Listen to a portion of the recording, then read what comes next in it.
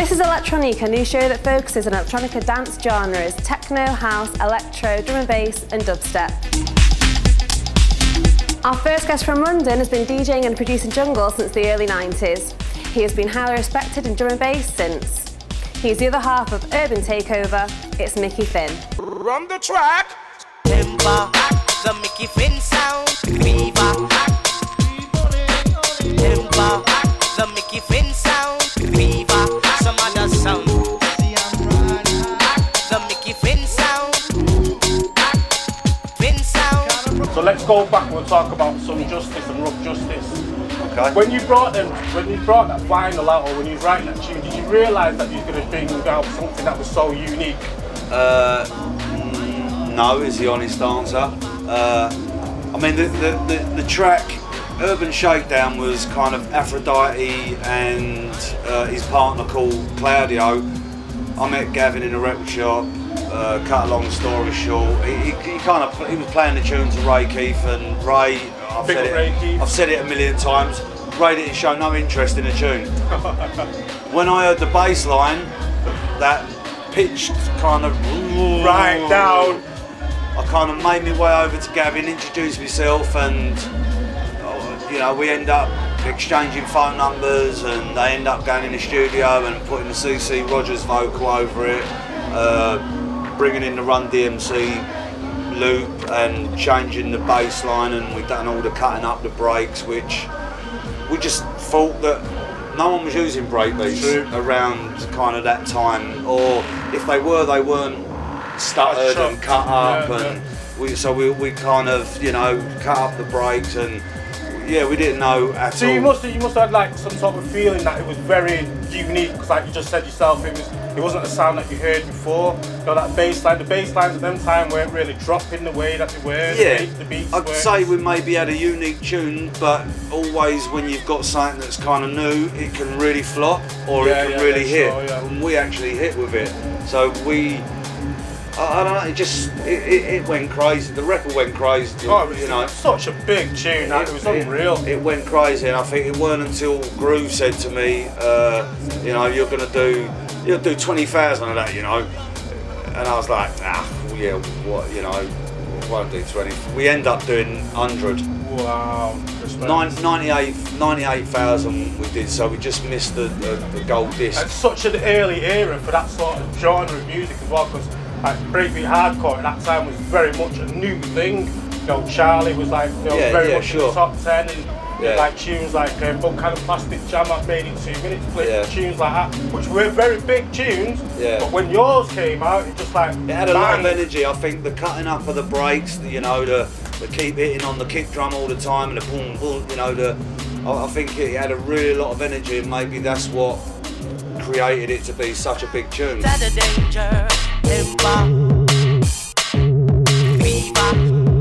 So let's move on a few years and go to Badass. Okay.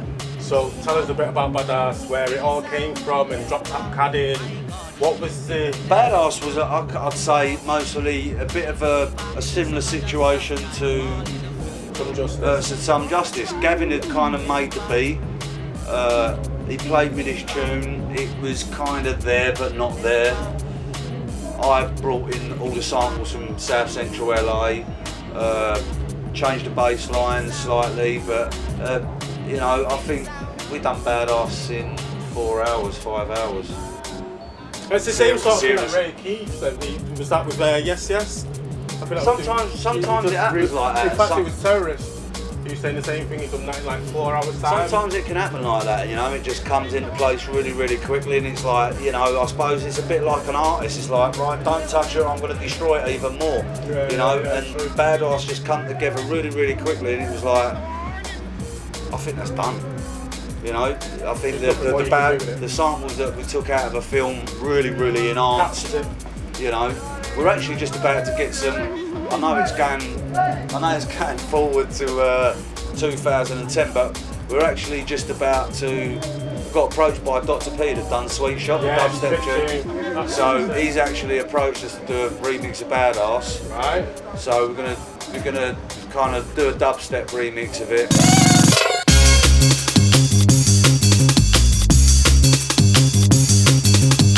back to that kind of jungle feel that's kind of going back on. I'm liking that serum stuff, and you know, there's a couple of J-Dam things, and it's kind of getting a bit 2010 with a 95 feel. Yeah, you know, chaser. And I kind of, I'm liking it, so I think I'm going to get back in the studio and. That's good to hear.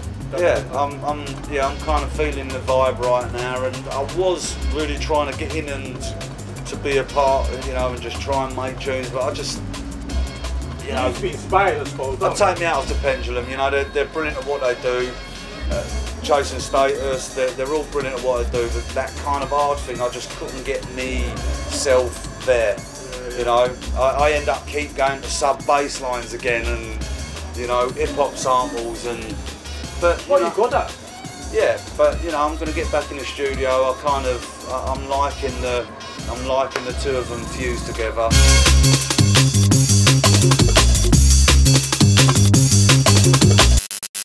We now have an international DJ, producer and club promoter from Liverpool. He's released tracks on Renaissance, Cocoon and his own label, Circus Recordings. Earlier this year, Radio 1's 500% Full Mix was hosted by his club, Circus. This is Yusuf.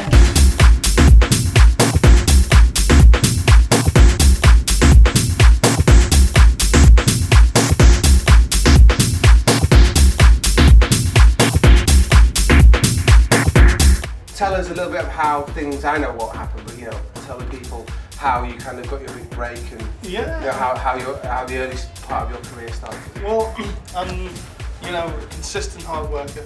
Yeah. So that's the first thing everyone needs to do. Yeah. Well, back in the early days, and it's been very well documented that I won the Random competition. Yeah, music magazine, which was sadly defunct music magazine. That was a long time ago. That was 1998, so that was 11 years ago. Wow. But I was actually we're old, aren't we? Well, I am old. See, we have to talk about this because this will be going out to like the younger generation. Yeah, you know, well, I mean, who might just notice you from more like recent things. Yeah, like, but yeah, but I've been, you know, I did that. Then I got signed to Ministry, Renaissance. So I remember your first gig was at Ministry after you won a set at Ministry, didn't you? Which you got really good reviews. Yeah. And then obviously that, I guess, opened the door for you to get some sets of Cream in Liverpool. No, well, it was, I literally did quite well at Ministry, and then I found up hard times, and like, come on, give us a gig, we wouldn't. Sent them tape, give us a gig, blah blah blah, and then all the places I wanted to play, because the name is kind of out there. I didn't wait for the phone to ring. Yeah, capitalised on it. I was like, phone them, sent them all tapes, and it kind of snowballed from there. It went really so well at Ministry, then invited us back. Yeah. Maybe residents, then took me to Ibiza, and then Renaissance come in as a resident from Mono over in Nottingham, and then Cream, which was for me at the time the Holy Grail. Yeah. And then I was resident there for years until it went. And then I started Circus. So what are your thoughts on the demise of Cream then? Can you talk about that? I've spoken to Cream about it. I think it was... The whole bursting of the Super Club bubble? No, I think that was nothing to do with it. Right. I think that the reason Cream went on its arse was because I booked out. Right. And because, I don't know if people know, people obviously booked out as a well-known Manchester night. Yeah. Against Liverpool. Sankey's shut, he went to Nation and was doing the Friday night. Really exposed it, but before booked out came to Cream. Cream was like a one-room open fold, and then maybe another room Judge Jules, and another room like Dave Clark and Carl Cox. That was a typical Cream lineup, whereas what they do, they separated all the interesting, cool, fresh stuff. Into booked out. And then all the kind of cheesy commercial stuff and trance into Cream. Right, and it lost its kind of, its little bit of its... Yeah, and it lost its kind of random variety. Yeah. And I think that's what happened. I've seen that happen with quite a few clubs. Yeah, exactly. Just decide to go around what I'd call the obvious route. Yeah. And I think you've got to be very careful, you always need to put something interesting in there. Yeah, you know, all the time, because it's the evolution of the scene, isn't it? There's always hot new stuff. So that's why I think Cream went down, but yeah, you know, it was the birth of Circus. Yeah. So, you know, actually what happened with Circus, I was so sick of what was going on in Cream. I said to him, look, I'm going to leave. And he said, well, why don't you start your own night? I said, okay, yeah. So in Miami, it was 8 years ago, next week. So it's your Circus 8th birthday next week? No, 8 years ago I went to Cream, I'm leaving. Right. What he said, start your own night. So I started to set up Circus, and it was going to be at Cream once a month. Right. That was my thing. But then Cream closed its doors, and the first I heard about it was my friend saying, do you know Cream's closed? And I was like... Right. So you're still already, you know, in the throes of promoting your night? Yeah, so I was like, okay, so Richard McGuinness, so obviously you know, Warehouse Project, and Shibuku and all that, Should we give a little shout to Richie McGuinness? Richie, and then he said, well, why don't you start circus with us at the Mats? So that was like over 7.5 years ago, which is still there now. We've got literally, the way things have gone, the trajectory of the circus. But bear in mind, it's like totally independent.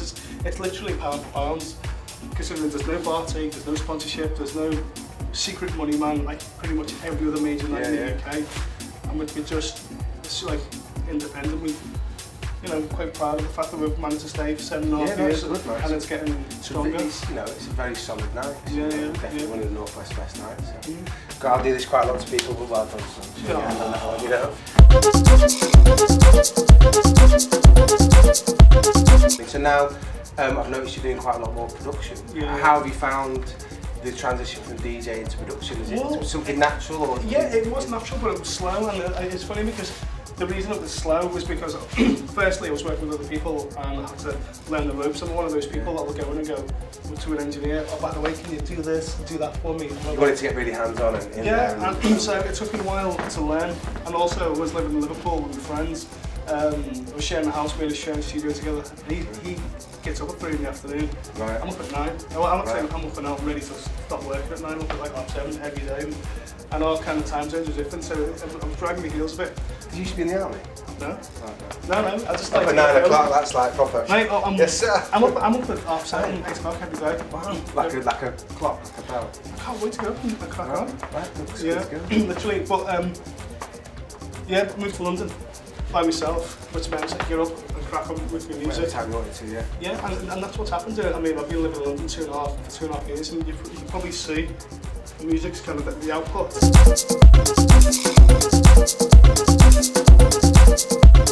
We've got coming up another release on Renaissance, a track called Africa.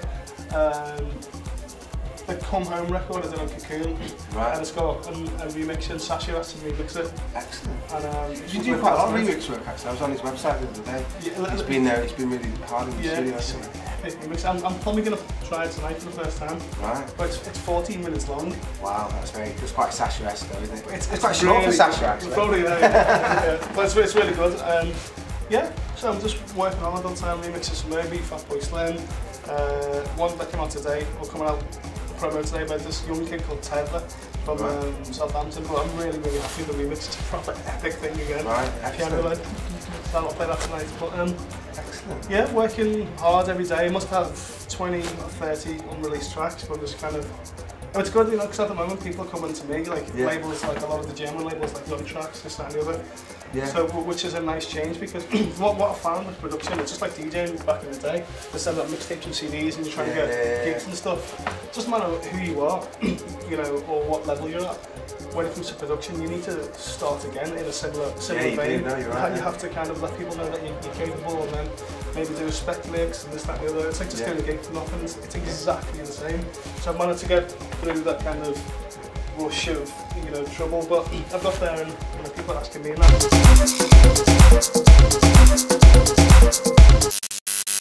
These next guests are a dubstep group from London who only formed a year ago with releases like Chucky and Plant Food. They have done remixes for the VIP, Harry, Foreign Beggars and more. It's Bare Noise.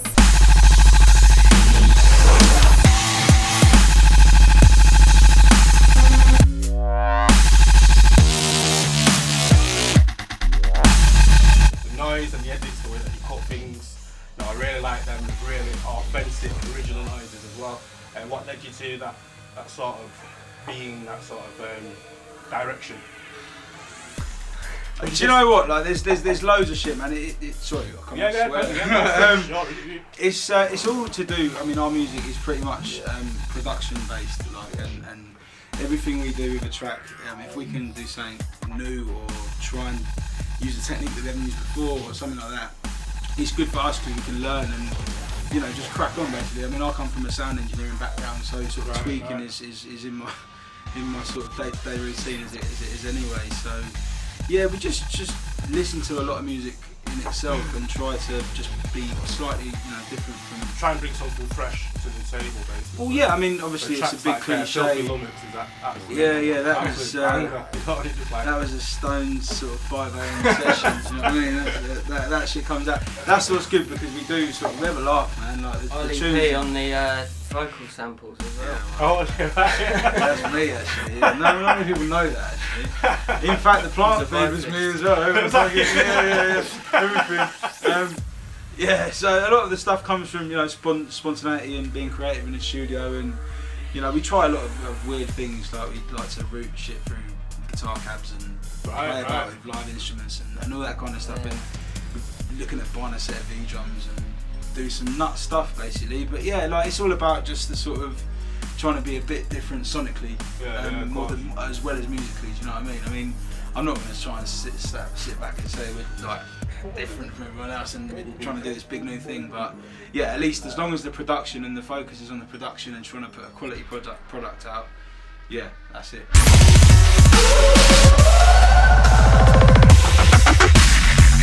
So let's take it back to the past where you guys come from. What led you into dubstep?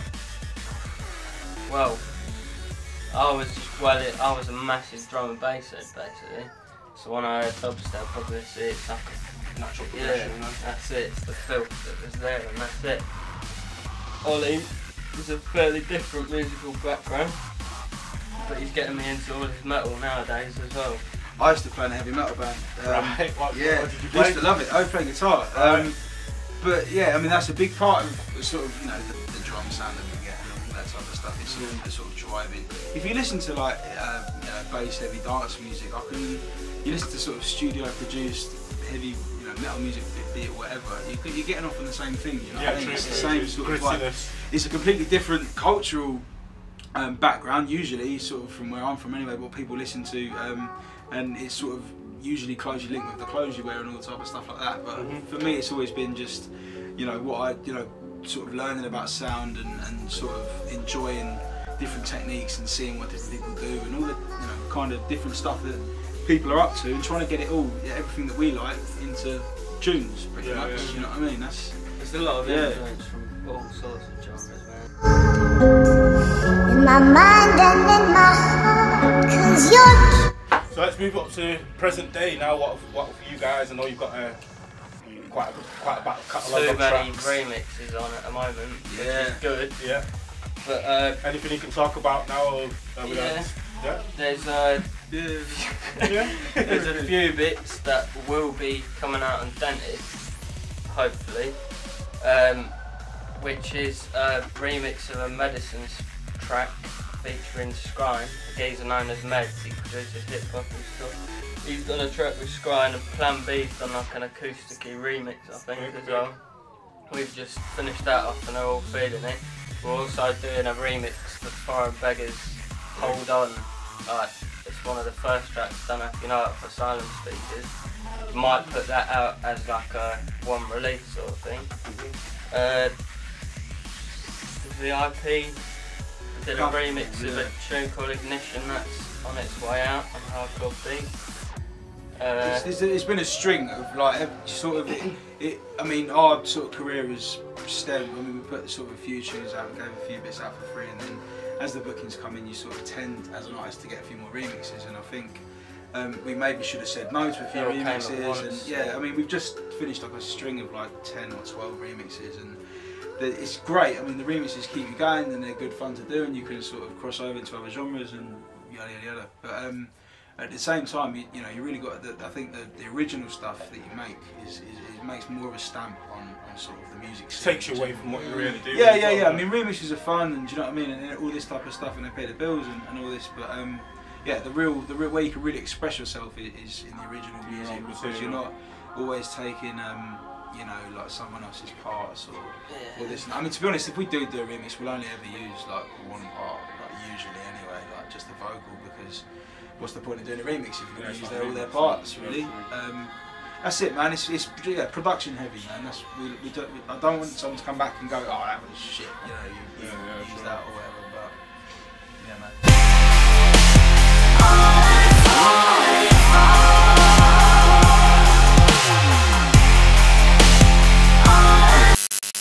These next guests are a British house music band who formed in 2001 with their debut release, Days Go By. They've won a Grammy Award for Best Dance Recordings in 2003, and they are Ben Harris, Paul Harris, Steve Smith, and together they are Dirty Vegas. Waiting, watching you, and I feel the need.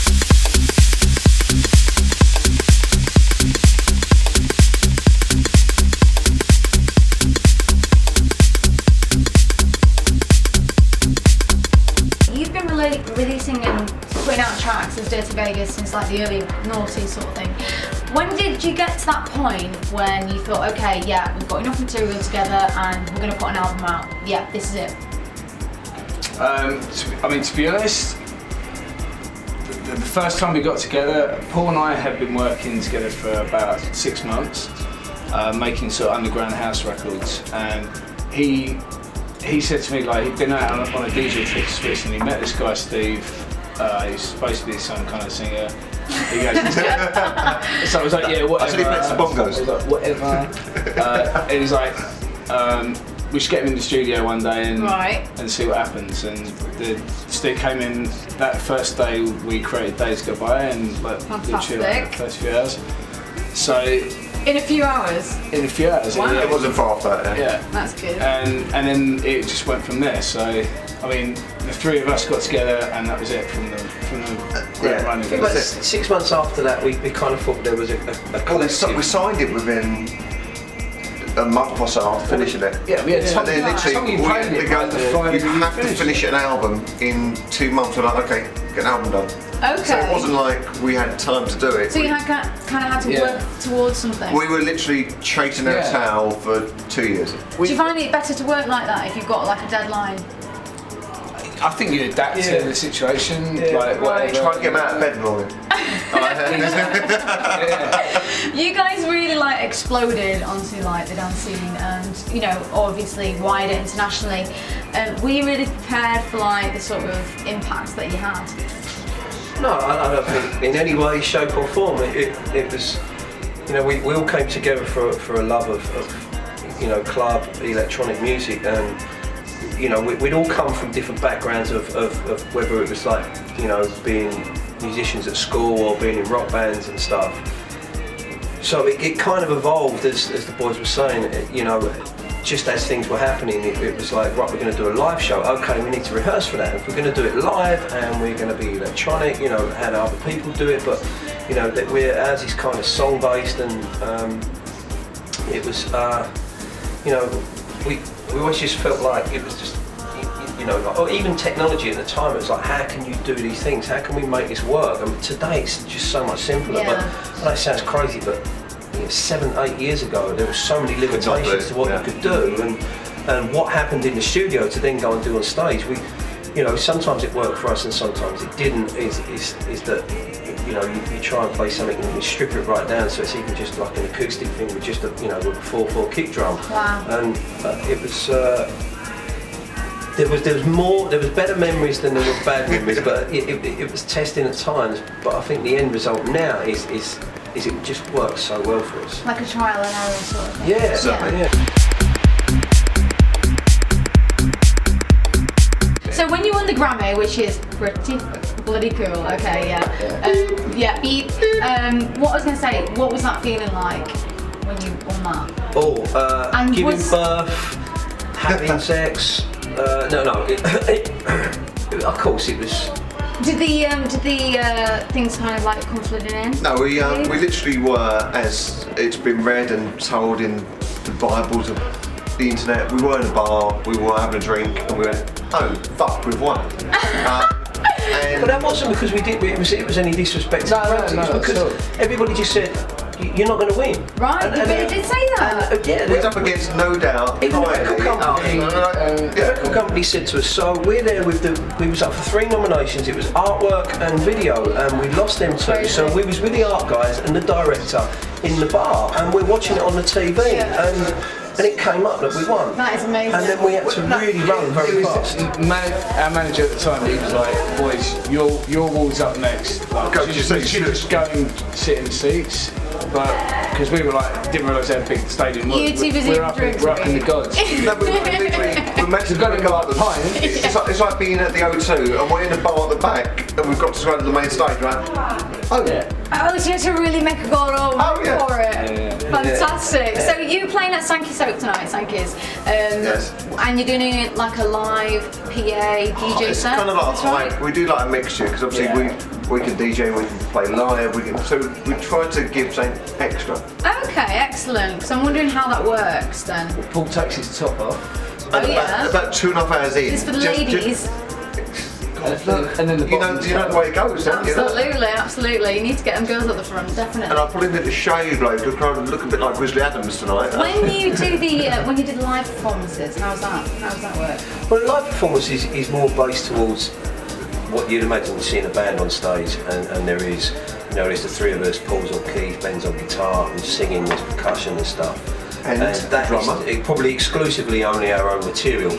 But because we all came together through, being DJs and percussionists and stuff, the DJ sets are just as exciting for us because it's like, you get this fantastic music that, in the old days it was coming through vinyl and then it was coming through a CD promo, and now it's coming through as emails.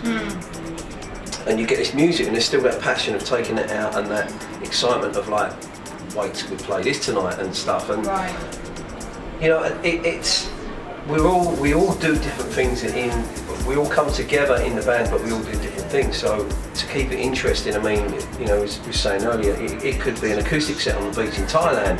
It could be, the set that's in Sankey's tonight. We're playing in London on Wednesday, and it's the full live band with the drummer that we use. So it keeps it really fresh and exciting for us, and also inspiring because I think you get something from all of that can lead on to another song or another remix or another. And it causes us a lot of headaches and problems. we can't just have the one simple sound. Go, oh yeah, your band you play like no, we complicate it. No, you want it all. Yeah. That's good. Look at the part of suture, it tells you to do different positions. Well, exactly. It's about sticking to one thing, when you can have them all. Exactly. We're not missing you. Say that, don't we?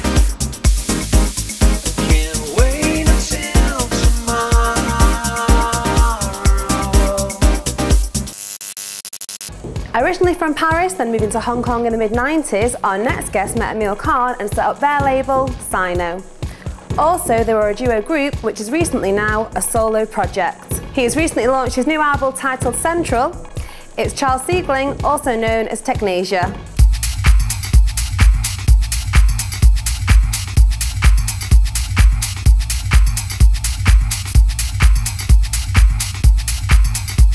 So we'll take it back to Hong Kong then. Why Hong Kong? What led you to Hong Kong? Actually, I studied cinema and I was at university, and I was really much into the Hong Kong movie industry. And in '94, '95, I decided to actually go to Hong Kong to check out how was the movie scene and stuff. And I had a common friend, and he introduced me to became afterwards my partner, and that's how I discovered that we had a similar taste for at the time growing techno sound, and we started producing together some tracks. Then he came to Paris, and we keep on making music together. Started the label, and from the first label was that? Technasia originally, and from that point on, a lot of DJs catch up our first release, and we were really into it. So was that 96? Was that? 96. Yeah. So why Hong Kong? Why was Hong Kong music? As you said yourself, there was nothing there. There wasn't a scene there. Was there a buzz there beforehand, or was it generate that yourself? When you speak about Asia in terms of like clubbing and stuff, it's pretty much like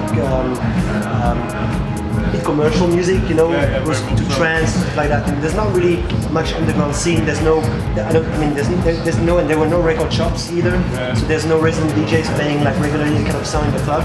So when I actually discussed with my partner about setting up a label to release the music that we were producing, we thought that it would be actually really fun and really challenging to do it in Hong Kong, since there was absolutely nothing. I mean, Hong Kong is pretty much a business city, financial center, so it's kind of clashing to have this underground techno label based there. Musical culture just breaking through.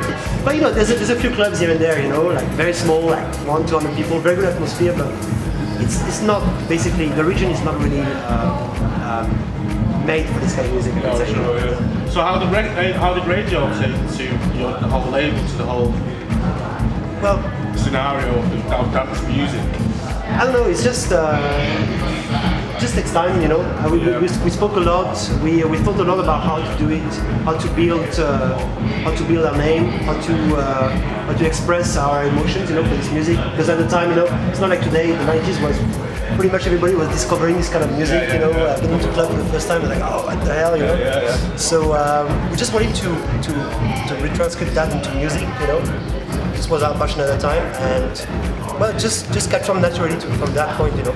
A friend of mine, Laurent Garnier, at the time, a very famous French DJ, really helped us. He really liked actually our first release, and he really helped us to gain more recognition. Pushed it forward. Yeah. And then we started to play, of course, like live acts, because there was a lot of demands at the time for us to play. So yeah, about 97, 98, we started to play a lot in festivals.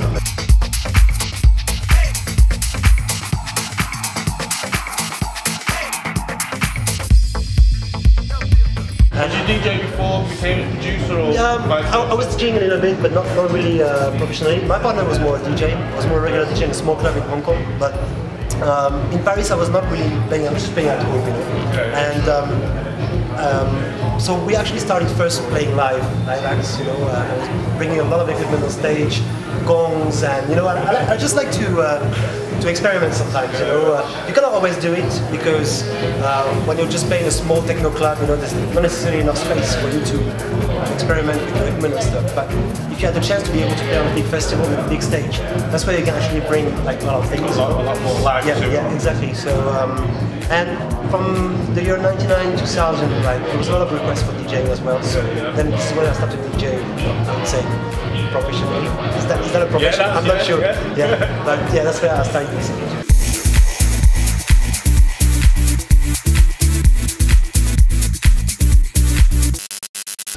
His next guest is from Surrey and is an award-winning dubstep DJ and producer, who originally started his career on Delight FM and then moving to Rinse FM. Last year he set up his own label, Wheel and Deal Records. It's Hentai.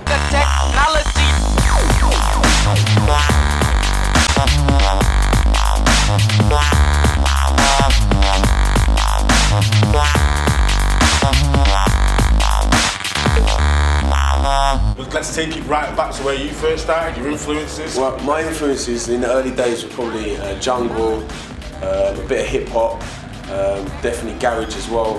And the way I got into dubstep was basically kind of almost listening and combining the both all together, all of them all together. And I started playing jungle when I was about 14, and then started playing a bit of garage because I met up with my mate Walsh, who was one of the only DJs at my school. And he was playing garage, so I was playing a bit of jungle, he was playing garage, done a few tape swaps and that.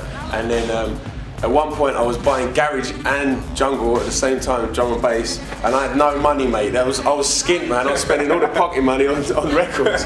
So it got stupid, but it got to the stage where I wanted to kind of bring both into my set. But because of the tempo changes, it was like I'd play a bit of this here, a bit of that there. And then I got my first radio show on Delight FM back in the day. And that was, I can't even remember when that was, around sort of 2000 I think it was. And I started playing garage on there and then a little bit of drum and bass jungle at the end of my show. So yeah, I just did that and then got onto Rinse, and then Rinse blew me up. Yeah, Rinse blew me up big time. Did Forward, DMZ, all them big dances, and just saw it all grow from the start really, man. So you said that you've been a DJ from the very first, from the offset. So when did you when did you become the transition where you... When I started producing, I think I started producing... Well, the thing is I actually was interested in making beats like way back, like when I first started like buying records and stuff. What was that, jungle? Yeah, well, my mate Bluesy, he's from Cool FM, and we went to school together, and he was making tunes back then, and I said to him, like, I want to make tunes, so he goes, all right, he sorted me out like, a link for a decent computer, right, a decent PC with sound card and all that stuff, Cubase and all that. And I didn't have a clue what I was doing. I was so young, I Scooby what was going on. So I allowed it for ages. And then I always did a bit of graphic design. So I went to uni and all the rest of it.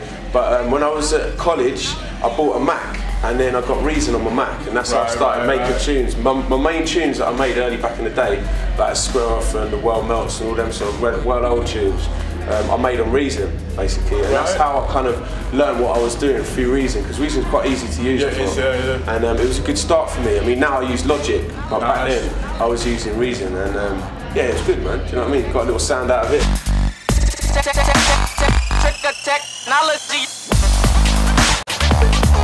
What was your first main track where you thought to yourself, wow, I'm actually really good at this? I don't know really, it was a madness. I've never been someone who's made shitloads of tracks. I only make like a few tracks at a time, and I mean, one year I think I made about 4 or 5 tunes. They were my first tunes. They were Square Off, World Melts, Ghetto You, Hacksaw, all around that sort of Tolerance, all around that sort of time. And every tune I made, the early dubstep, sort of two-steppy dubstep. And well, no, it was the grimy sort of thing, because it was around about the time where like garage sort of like was in the mainstream, and it started getting like people started hating against it, and it dropped down and it sort of split up into it split up. There was a load of shit like commercial releases, and the scene kind of got split up. There was the more grime like MC focused stuff, like Wiley doing Eskimo and all them tunes, which I loved all that stuff. Do you know what I mean? And then there was like the dubsteppy people like Zed Bias and Horsepower and LB and those kind of guys. So there was kind of like breaking up into different sections. There was 4/4 stuff, and then there was the commercial stuff. So basically what happened, I was always more into the kind of like W, jungly, drum and bassy sounding stuff. So that two-steppy stuff was the route that I followed.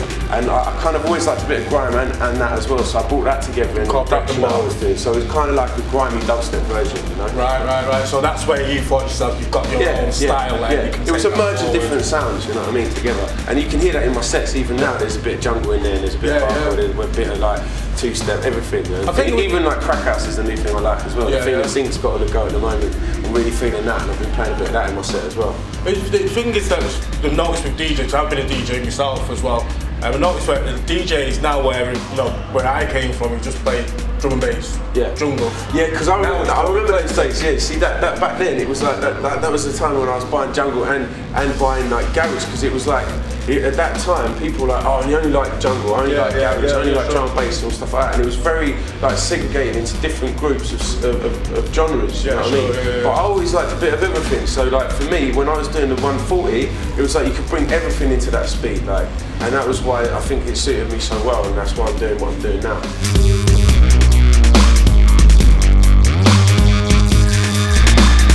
Talk a bit about the equipment that you use.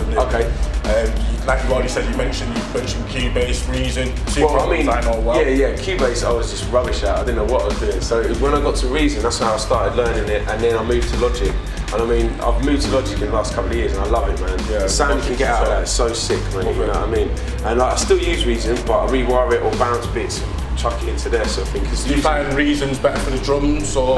No. I think I prefer sort of layering up my drums in Logic, but like in Reason, I prefer using some of the synths and stuff. They're quite easy to use. I know my way around them. Do you know what I mean? I can get a sound and then use some of the effects in Logic and stuff and put them on top. So like you say, you don't really use Cubase, or are you a massive fan of massive? I've made a tune on it, but I've used all the native instrument stuff, like massive and all that stuff. It's cool, man. I like all that. The good thing is about Logic is you can put loads of plugins in there and mess about with the plugins, and that's what I like doing, man. I've used a bit of hardware. I've done a couple of tunes with different people. Like worked on a tune with Jay Sweet and just done a remix of Wiley's tune that's in the chart at the moment. You know, Never Be a Woman. That tune that's out in the charts in a minute. Me and Jay Sweet done a mix of that, and we did that in a hardware studio. But I couldn't believe how long it takes to do stuff in a hardware studio, man. It sounded sick. It sounds sick, but like it just took us ages, and you have to say certain things in a certain way, and it was mad. So I am more of a software man myself, but like I do like using stuff that can really like fatten the sound and make it sound sick. I think with the software that we get now, it's more digitally orientated, where all the original sets. A lot of the sound that you hear at the moment is very, very digital sounding. I do like the analog warm sound. That's why I like cutting to dubplate, because you get that kind of analog warm sound. And I definitely like using like a bit of the hardware stuff to like tweak stuff up. I mean, I've been working with Lemon D in the moment. We're on a project in a minute, which we've got under a new name that will come out, but I'm not going to say it because I want to see if anyone clocks who it is. You know what I mean?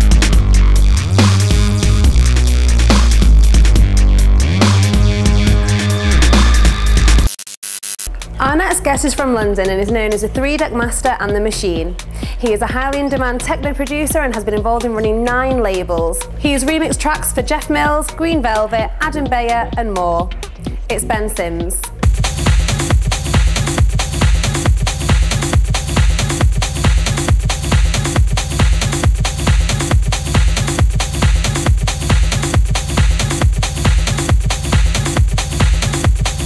So, can you tell us, the people out there, how you got into what you're doing? Describe a little bit maybe yourself and what, you know, how you got into being the person and the DJ and the artist that you see in front of us called Ben Sims.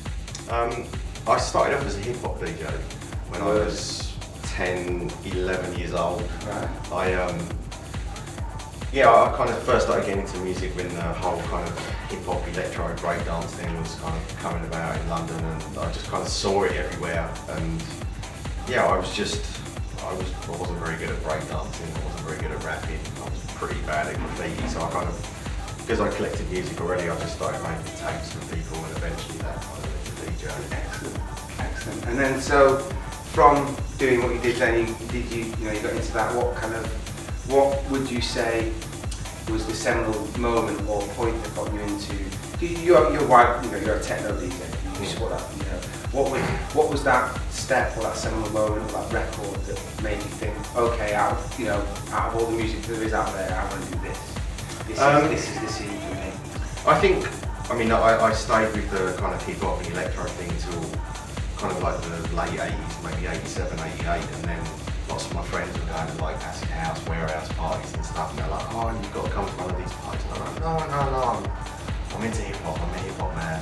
And I went to one of these parties, it was like biology, and I think it was start of 89 or something, and it was just amazing. It was just completely different to anything that I'd experienced before, and like 10,000 people in an illegal warehouse listening to house, the start of techno, and I was just like, I need to do that. Absolute unity. I've been through the same experience. It was mind blowing, wasn't it? Just that you didn't know it existed, really. And admittedly, at that time, hip hop wasn't amazing. It wasn't the strongest point for hip hop in the late 80s. It was just kind of, it was okay, but it wasn't the stuff that I really loved. It wasn't 86, 87 stuff that I loved. 2 years later, I was just like, okay, I'll try something else. And yeah, from that I became like a acid house DJ, and started playing clubs, and eventually that kind of led to just being a techno DJ.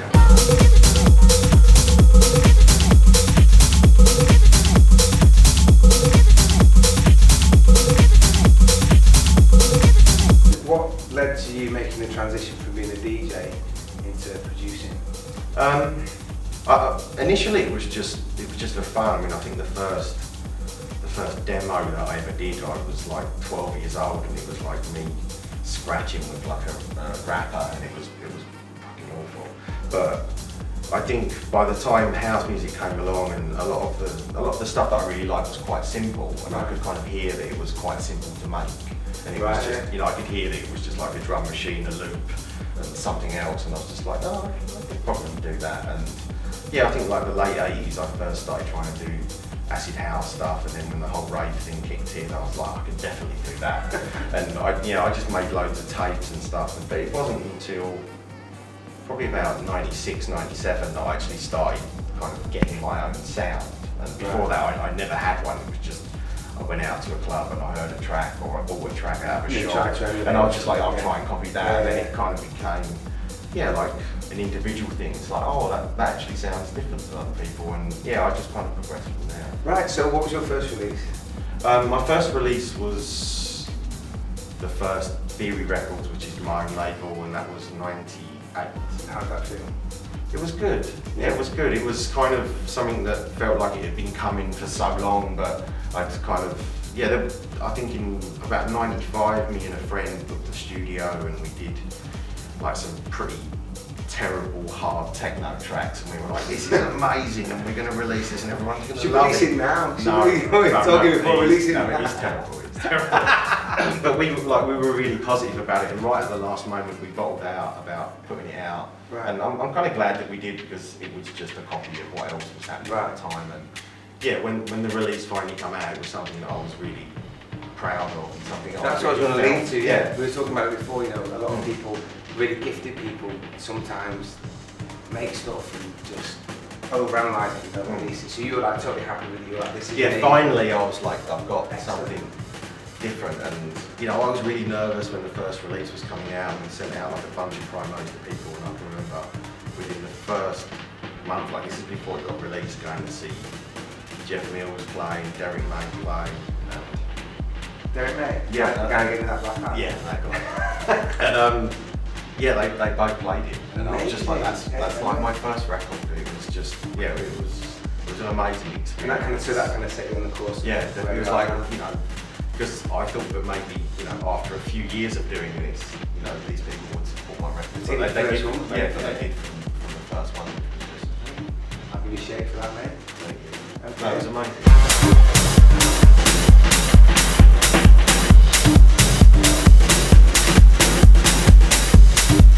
So that was like late 90s. Yeah. So how did things progress for you then?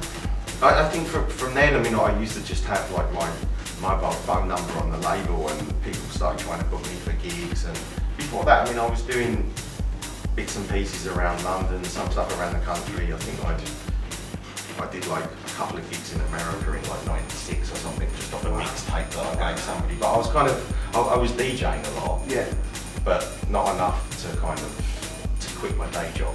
Right. And then from that point onwards, it became more obvious that people kind of were interested in the sound that I was doing, and I started getting more and more gigs kind of around Europe, and it just got to the point where I was, you know, doing so many gigs at the weekend and I couldn't work in the week, and I had to make the decision. And from that point, and that was like '99, it was just like, you know, I need to do this professionally. Yeah, it's a leap, isn't it, to make that kind of always like a leap of faith to do it.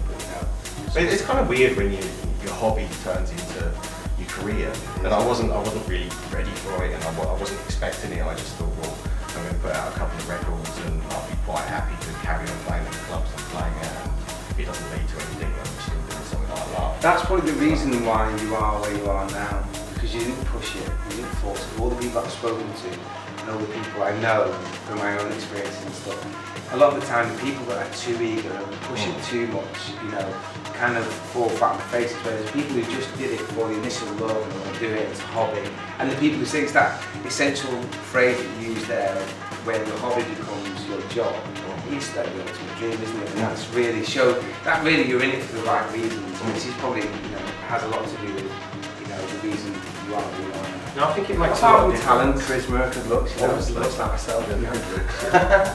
No, but I think, yeah, it does make a lot of difference, because you can, I know people that have kind of, you know, just run into it a bit blind and don't really know too much about the scene or whatever, and it's just like, I was a fan of the scene for so long, and even when I was kind of breaking through as such, I was still a fan of the scene. When I wasn't working at the weekend, I was still going to see the DJs that I wanted to see and hearing what was going on with the music, and I was still kind of 50% party boy and 50% DJ producer, and it's like you still, I was still energised by the whole scene. I didn't just go, right, this is a career move, and it's like, it still doesn't feel like a career, it just feels like I'm doing something that I in love, and that's